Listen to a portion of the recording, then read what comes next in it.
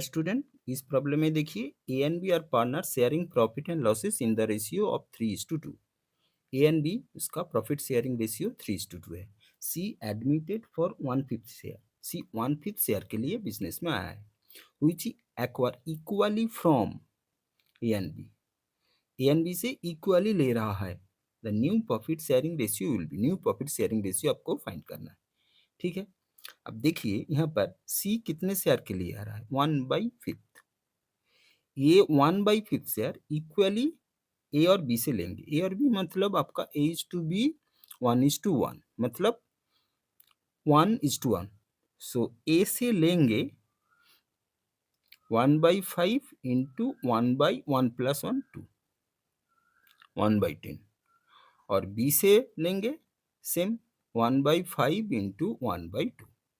ठीक है, यानी 1/10। ठीक है, यहाँ पर फ्रॉम बोल दिया गया है। ठीक है, तो देखिए पहले A is to B old ratio कितना है आपका 3:2। सो ए का 3/3 प्लस 2 यानी 3/5 और बी का 2/3 प्लस 2 यानी 2/5। ठीक है, फिर ए से ले रहा है फ्रॉम। अगर फ्रॉम लिखा रहेगा तो रिमेनिंग शेयर ऑफ ए लिखेंगे 3/5 माइनस 1/10। फ्रॉम है इसलिए यहाँ पर माइनस हुआ। ठीक है, सो 10 एलसीएम 5 से 10 को डिवाइड कीजिए 2, 2 इंटू 3 6, 10 से 10 को डिवाइड करिए 1, 1 इंटू 1 यानी 1, यानी 5/10। ठीक है, फिर रिमेनिंग शेयर ऑफ बी। ठीक है, सो बी का पहले कितना था 2/5 था, उसमें से कितना ले लिया 1/10, सो माइनस 1/10। 5 और 10 का एलसीएम 10 है। 5 से 10 को डिवाइड कीजिए 2, 2 2 ज़ा 4, 10 से 10 को डिवाइड करिए 1, 1 इंटू 1 यानी आपका आया 3/10। आपको रेशियो निकालना है ए बी और सी तीनों का। तो ए का हो गया 5/10, बी का हो गया 3/10 और देखिए सी का कितना था 1/5 था। सो 1/5, यहाँ पर नीचे 10 है, यहाँ पर भी नीचे 10 है, तो यहाँ पर हम 10 करने के लिए 2 से मल्टीप्लाई करेंगे, ऊपर भी आपको 2 से मल्टीप्लाई करना होगा, तो 2/10। ठीक है, so A is to B is to C. New ratio होगा आपका, ये न्यू रेशियो है सी।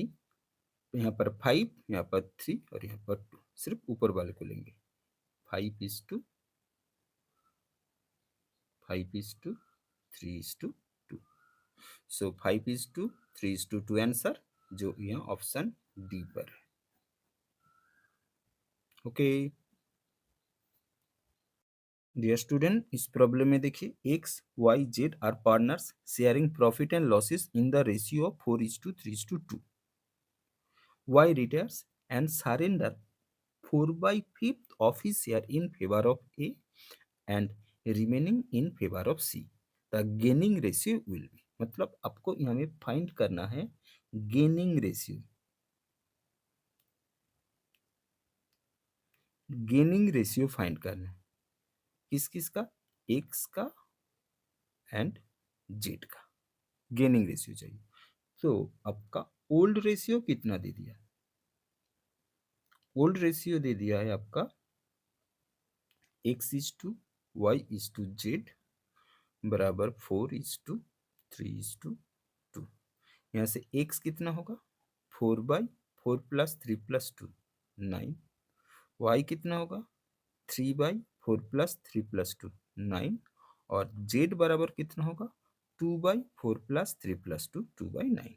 ठीक है, तो गेनिंग रेशियो का मतलब है x को कितना मिल रहा है और z को कितना मिल रहा है, मतलब कितना y से आ रहा है, वही गेनिंग रेशियो है। तो सम्स में क्या बोला गया, y surrender 4/5 of his share in favour of A. y ए को कितना दे रहा है 4/5 ऑफ हिज शेयर यानी वाई का शेयर 3/9 यानी 4/5 इंटू 3/9 काट दीजिए 3। सो ये आपका आ गया 4/50। ठीक है, फिर क्या बोला गया, रिमेनिंग इन फेवर ऑफ सीधे जेड होगा, remaining in favour of Z. ठीक है, अगर 4/5 ए को दे दिया तो रिमेनिंग कितना बचता है, रिमेनिंग होगा आपका 1 माइनस 4/5 यानी 5 एलसीएम 5 माइनस 4 यानी 1/5। ठीक है, सो वाई से बी को मिल रहा है आपको अपना शेयर का 1/5, सो 3/9 इंटू 1/5 काट दीजिए 3, सो 1/50। सो जो मिल रहा है जो आ रहा है उसको कहते हैं गेनिंग रेशियो। ठीक है, सो देयरफॉर गेनिंग रेशियो सिर्फ ऊपर वाला लेंगे 4 और 1, 4:1। ठीक है, 4:1 आंसर जो यहाँ ऑप्शन बी में है। ओके डियर स्टूडेंट, इस प्रॉब्लम में देखिए, according to the partnership act section 37 the interest payable to the deceased partner on the amount left by him will be, मतलब पार्टनरशिप एक्ट 37 के अनुसार कोई डिसीज पार्टनर को जो अपना अमाउंट बिजनेस में छोड़ के जाते हैं उसके ऊपर उसको कितना इंटरेस्ट मिलेंगे ये आपको फाइंड करना है। ठीक है, तो देखिए, so according to the partnership act section 37 interest payable to the deceased partner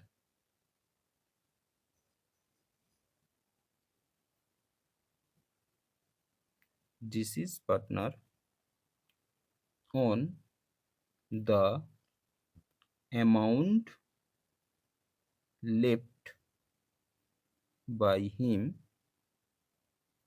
ये होगा आपका 6% per annum. So 6% per annum is our answer जो यहाँ ऑप्शन ए पर है। ओके डियर स्टूडेंट, इस प्रॉब्लम में देखिए, purchase of net assets ₹3 lakh. ठीक है, purchase consideration is satisfied by issue of equity share of ₹2,50,000 and a bank draft 40,000, the difference is treated as, मतलब एसेट्स खरीदा गया 3 लाख का, उसके बदले में इक्विटी शेयर दे दिया गया 2,50,000 एंड एक बैंक ड्राफ्ट दे दिया गया है 40,000। इन दोनों का जो डिफरेंस है वो क्या होगा, गुडविल होगा या कैपिटल रिजर्व होगा या कैपिटल रिडम्पशन रिजर्व होगा या सिक्योरिटीज में होगा, ये आपको फाइंड करना है। ठीक है, ये फाइंड करने के लिए हम क्या करेंगे, इसका एक जर्नल बनाएंगे। ठीक है, तो जर्नल में हम पहले लिखेंगे फिक्स एसेट्स अकाउंट डेबिट। ठीक है, कितना 3 लाख। ओके, फिर लिखेंगे गुडविल, ये स्टार देके रख रहे हैं, ये अभी इसका अमाउंट नहीं बिठाएंगे।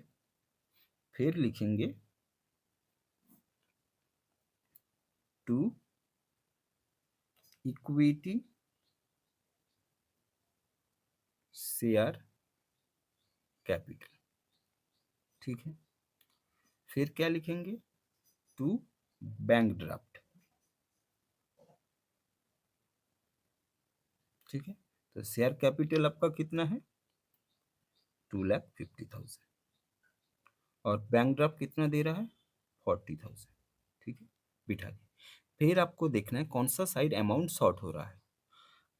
यहाँ पर देखिए, यहाँ पर आपका डेबिट में 3 लाख है, अगर इसका हम डेबिट मानेंगे और इसको हम क्रेडिट मानेंगे तो आपका डेबिट में 3 लाख आ रहा है और क्रेडिट में आपका आ रहा है 2,90,000 आ रहा है।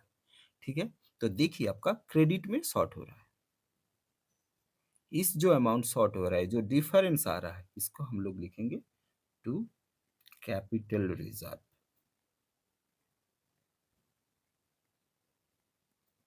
अगर इसका उल्टा होता, मतलब क्रेडिट साइड बढ़ जाता, डेबिट में आपका अमाउंट शॉर्ट हो जाता है, तो उसको हम लिखते गुडविल। तो यहाँ पर गुडविल नहीं होगा, क्योंकि अमाउंट आपका क्रेडिट साइड में कम आया है। ठीक है, सो ये 3 lakhs और ये 2,90,000 का जो डिफरेंस 10,000, ये होगा कैपिटल रिजर्व, जो ऑप्शन यहाँ बी पर है। ओके स्टूडेंट, इस प्रॉब्लम में देखिए, A limited purchase a machine for ₹15 lakh from B limited by issue of share of ₹100 each at a premium of 25%. The number of share issue will be, मतलब एक machine खरीदा गया, ठीक है। सो मशीन का वैल्यू कितना है आपका, ₹15 लाख, ठीक है। कैसे पेमेंट किया गया, issue of equity share 100 etch, ये 100 जो है ना, ये फेस वैल्यू है, फेस वैल्यू ऑफ शेयर 100, और क्या, प्रीमियम, प्रीमियम है आपका 25%, ठीक है। सो वैल्यू ऑफ प्रीमियम क्या होगा, वैल्यू ऑफ प्रीमियम होगा आपका 100 इंटू 25%, यानी ₹25, ठीक है। अब value of share with premium, ये कितना होगा आपका 100 प्लस 25, यानी 125, ठीक है। So the number of share to be issued कितना होगा, ये जो मशीनरी का वैल्यू है, इसको 125 से डिवाइड कर देंगे। इसको 125 से डिवाइड करने से आपका आएगा 12,000 shares. Okay, so 12,000 shares is our answer, जो ये ऑप्शन ए पर है। ओके डियर स्टूडेंट, इस प्रॉब्लम में देखिए, if stock turnover ratio is 6 and average stock is 40,000, then cost of goods sold will be, मतलब आपको क्या दे दिया, स्टॉक टर्नओवर रेशियो दे दिया है, ये है आपका 6, और क्या दे दिया, एवरेज स्टॉक, ये क्या दे दिया आपका, ₹40,000। आपको फाइंड करना है कॉस्ट ऑफ गुड्स सोल्ड, ये आपको चाहिए, ठीक है। तो देखिए, स्टॉक टर्नओवर का रेशियो क्या होता है, स्टॉक टर्नओवर रेशियो का फॉर्मूला होता है आपका cost of goods sold divided by average stock, ये आपका फॉर्मूला है, ठीक है। तो आपका स्टॉक टर्नओवर रेशियो कितना है, 6, कॉस्ट ऑफ गुड्स सोल्ड पता नहीं है, ये आपको फाइंड करना है, ठीक है। और एवरेज स्टॉक आपका कितना है, 40,000, ठीक है। फिर आप क्या करेंगे, क्रॉस मल्टीप्लीकेशन कर दीजिए। So cost of goods sold होगा आपका 6 इंटू 40,000, यानी 2,40,000 होगा आपका cost of goods sold. So 2,40,000 answer, जो ऑप्शन सी पर है। ओके डियर स्टूडेंट, इस प्रॉब्लम में देखिए, cash sale is 40% of credit sale, cash sale credit sale का 40% है। If total sale is ₹2,80,000, then cash sale is, total sale दे दिया जो 2,80,000 है, आपको कैश सेल फाइंड करना है। ठीक है, तो पहले देखिए क्या बोला गया, कैश सेल आपका दे दिया है 40% ऑफ क्रेडिट सेल। ठीक है, सो लेट क्रेडिट सेल है आपका एक्स, सो कैश सेल होगा आपका एक्स का 40%, यानी 40/100 काट दीजिए, 0.025, ये आपका आ गया 2x/5। ठीक है, और क्या दे दिया, टोटल सेल दे दिया। सो टोटल सेल मतलब होता है आपका cash cell plus credit sale. Total sale क्या होता है, cash cell plus credit sale, दोनों सेल को मिला के आपको टोटल सेल बोलते हैं। सो 2,80,000। ठीक है, सो कैश सेल आपका कितना है 2x/5, और क्रेडिट सेल का हम x मान लिए, तो आपका आ गया 2,80,000। सो यहाँ पर आपका 5 एलसीएम ले लीजिए, 2x plus 5x equals to 2,80,000। So 7x/5 equals to 2,80,000। So x बराबर 2,80,000 इंटू 5 ऊपर चला जाएगा, 7 नीचे आ जाएगा। ठीक है, 7 से काटिए, ये आपका आएगा 4 7 = 28, 40,000। सो x बराबर आपका आ गया 2 लाख। x आ गया 2 लाख, x का मतलब आपका क्रेडिट सेल है। ठीक है, लेकिन आपको तो चाहिए cash sale, so cash sale equals to 2 lakh into 40%, कर दीजिए 80,000। सो 80,000 आंसर जो ऑप्शन ए पर है। ओके स्टूडेंट, इस प्रॉब्लम में देखिए, A and B are partner sharing profit and losses in the ratio 5:3। They admitted C for 1/10 share, which he acquired equally from A and B. The new profit sharing ratio। ठीक है, तो देखिए आपको क्या दे दिया, old ratio दे दिया है A:B, कितना है आपका 5:3। ठीक है, सो A बराबर आपका 5/8 एंड B बराबर आपका आया 3/8। ठीक है, C gets 1/10। ठीक है, which he acquire equally from A and B। दो पार्टनर है A and B, equally from मतलब इक्वली मतलब 1:1, दो पार्टनर है मतलब ए से उस शेयर, उसका शेयर का आधा, और बी से उसका शेयर का आधा, मतलब ए से लेंगे फ्रॉम ए, ए से लेंगे कितना 1/10, इसका आधा 1 + 1, ओके 1/20। ठीक है, उसी हिसाब से बी से वही लेंगे 1/10 इंटू 1/2, यानी 1/20। ठीक है, सो रिमेनिंग शेयर ऑफ ए, सो ए का कितना था 5/8 माइनस 1/20। ठीक है, अब एलसीएम 40 ले लीजिए, 8 से 40 को डिवाइड करेंगे तो 5 5 5 से 25, माइनस 20 से 40 को डिवाइड करेंगे 2 2 इंटू 1 2, सो ये आपका आ रहा है 23/40। ठीक है, फिर रिमेनिंग शेयर ऑफ बी। ठीक है, सो बी का रिमेनिंग कितना होगा, बी का कितना है 3/8, उसमें से कितना ले लिया 1/20।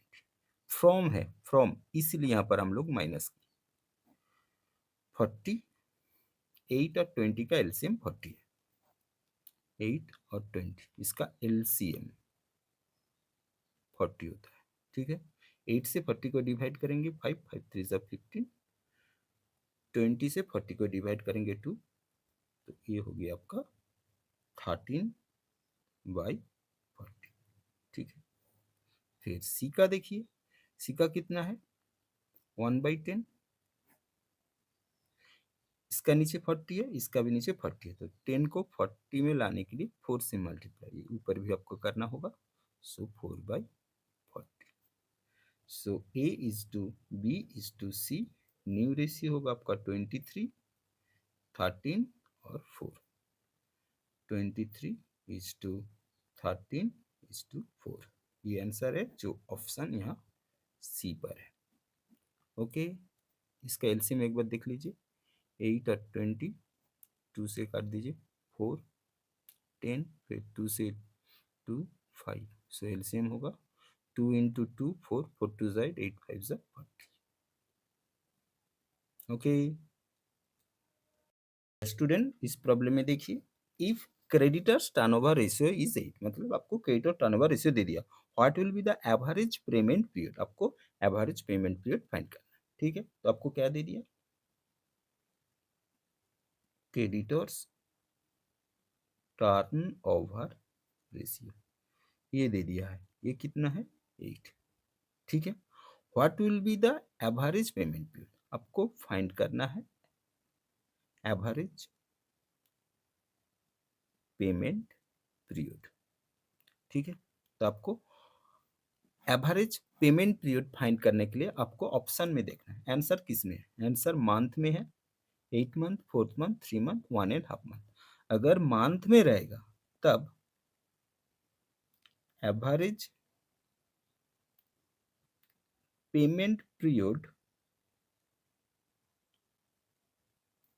इन मंथ, अगर मंथ में हम लोग कैलकुलेशन करेंगे तब लिखेंगे 12, एक साल में 12 महीना होता है, 12 divided by creditor turn over ratio, so 12 divided by 8, 4 से काटेंगे तो आपका ये आएगा 3, और ये 4 से काटेंगे तो 2, सो 3/2, 1.5 मंथ, ये हो गया आपका आंसर। ओके, अगर ये डे में फाइंड करना पड़ता, अगर आपको ऑप्शन में एवरेज पेमेंट पीरियड आपका डे में रहता, डेज में, तब हम क्या करते 365 divided by creditors turn over ratio. ठीक है, तब हम 365 को 8 से डिवाइड कर लेते हैं। ठीक है, तो आपको ऑप्शन में देखना है मंथ में है या डे में, डे में होंगे तो इसमें करेंगे, और मंथ में होंगे तो 12 को डिवाइड करेंगे। ओके डियर स्टूडेंट, इस प्रॉब्लम में देखिए, average stock ₹75,000 and stock turnover ratio basis of cost of goods sold is 12, cost of goods sold के ऊपर बेस करके आपका स्टॉक टर्नओवर रेशियो है 12। If profit on sale 20%, then amount of profit, तो आपको अमाउंट ऑफ प्रॉफिट फाइंड करना है, और प्रॉफिट सेल के ऊपर 20% बोला गया। ठीक है, तो देखिए, तो आपको क्या दे दिया, आपको पहले दे दिया है एवरेज स्टॉक। ठीक है, कितना है ₹75,000। ठीक है, फिर आपका स्टॉक टर्न ओवर रेशियो ये कितना दे दिया है 12, basis of cost of goods sold. ठीक है, ये दे दिया है। ठीक है, सो स्टॉक टर्न ओवर रेशियो, इसका फॉर्मूला होता है आपका cost of goods sold by average stock. ठीक है। सो स्टॉक टर्नओवर इसे 12 है। सो cost of goods sold divided by 75,000। ठीक है, तो यहाँ से आपका कॉस्ट ऑफ गुड्स सोल्ड निकल जाएगा 75,000 इंटू 12। ओके, इसका मल्टीप्लाई करेंगे तो आपका आएगा 4,80,000। ठीक है, फिर आपको फाइंड करना है प्रॉफिट। ठीक है, प्रॉफिट क्या बोला गया? 20% यानी 20/100 ऑन सेल। सेल के ऊपर 20% है, लेकिन आपके पास तो कॉस्ट ऑफ गुड सोल्ड है, सेल नहीं है। तो क्या करेंगे? Profit equals to 20/100 minus 20। ऊपर में जो रहेगा वो नीचे माइनस करना पड़ेगा। अगर सोचिए कि 10/100 होता तो 10/100 माइनस 10 करते। सो 20/80 into cost of goods sold. ठीक है, सो 20 से 80 को काट दीजिए 4। सो 1/4 इंटू 4,80,000 काट दीजिए 1,20,000। सो प्रॉफिट है ₹1,20,000। ठीक है, तो यहाँ पर ऑप्शन में देखिए 1,80,000 है, 2,25,000 है, 3,75,000 है, डी पे नान है। तो मेरा ऑप्शन डी नान होगा, क्योंकि इनमें से कोई नहीं है। ठीक है, फिर आपको याद रखना, अगर सोचिए कि 10% ऑन सेल बोला रहता तब हम क्या करते? 10/100 माइनस 10। अगर ये 10% ऑन कॉस्ट ऑफ सेल बोला रहता, 10% ऑन कॉस्ट ऑफ सेल, तब सिंपल 4,80,000 के ऊपर 10% कर देते। ठीक है, लेकिन यहाँ पर 20% सेल के पास बोला गया, आपके पास कॉस्ट ऑफ सेल है, तो सेल से कॉस्ट ऑफ सेल जाने के लिए ऊपर जो रहता है वो नीचे माइनस करना पड़ता है। ओके।